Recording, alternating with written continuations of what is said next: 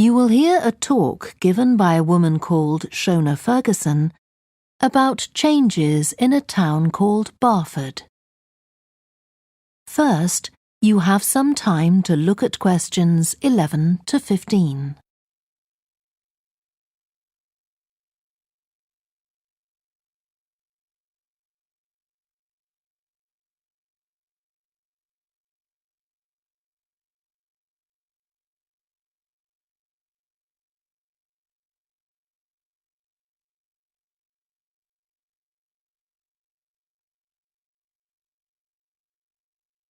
Now listen carefully and answer questions 11 to 15.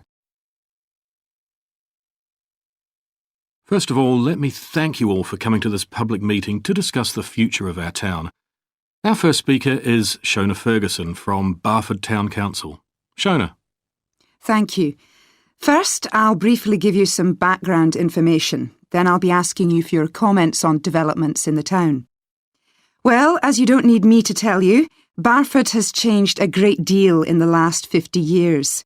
These are some of the main changes. 50 years ago, buses linked virtually every part of the town and the neighbouring towns and villages. Most people used them frequently, but not now, because the bus companies concentrate on just the routes that attract most passengers. So parts of the town are no longer served by buses. Even replacing old, uncomfortable buses with smart new ones has had little impact on passenger numbers.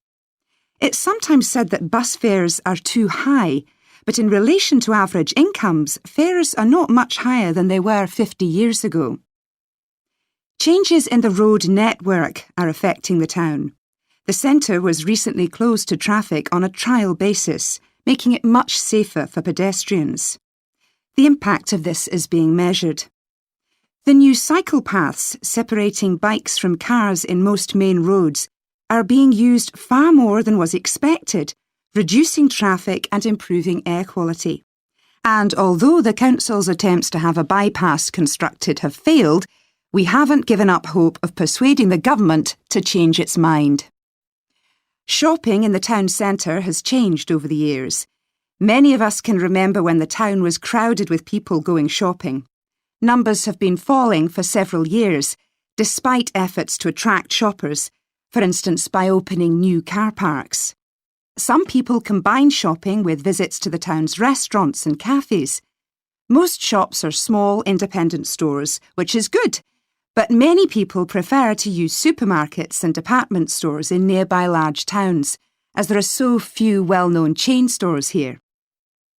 Turning now to medical facilities.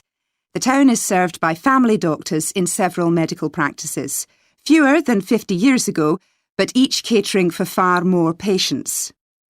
Our hospital closed 15 years ago, which means journeys to other towns are unavoidable. On the other hand, there are more dentists than there used to be. Employment patterns have changed along with almost everything else. The number of schools and colleges has increased, making that the main employment sector.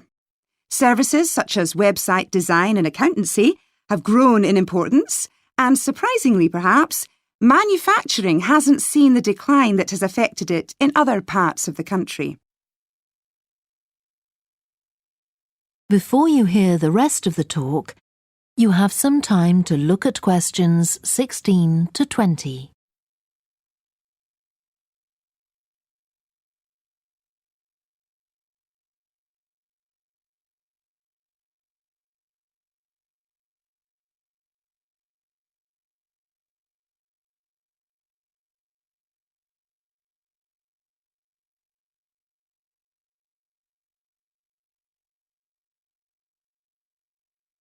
Now listen and answer questions 16 to 20.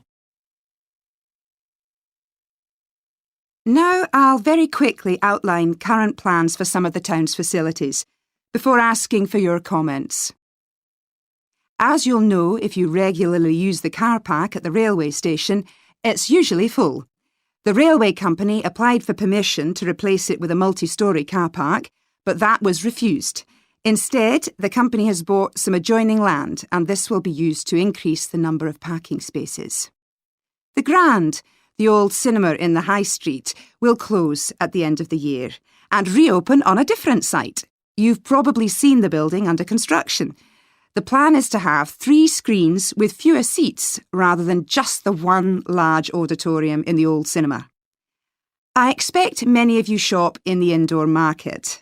It's become more and more shabby looking, and because of fears about safety, it was threatened with demolition. The good news is that it will close for 6 weeks to be made safe and redecorated, and the improved building will open in July. Lots of people use the library, including school and college students who go there to study. The council has managed to secure funding to keep the library open later into the evening, twice a week. We would like to enlarge the building in the not-too-distant future, but this is by no means definite. There's no limit on access to the nature reserve on the edge of town, and this will continue to be the case. What will change, though, is that the council will no longer be in charge of the area. Instead, it will become the responsibility of a national body that administers most nature reserves in the country. OK, now let me ask you if you have...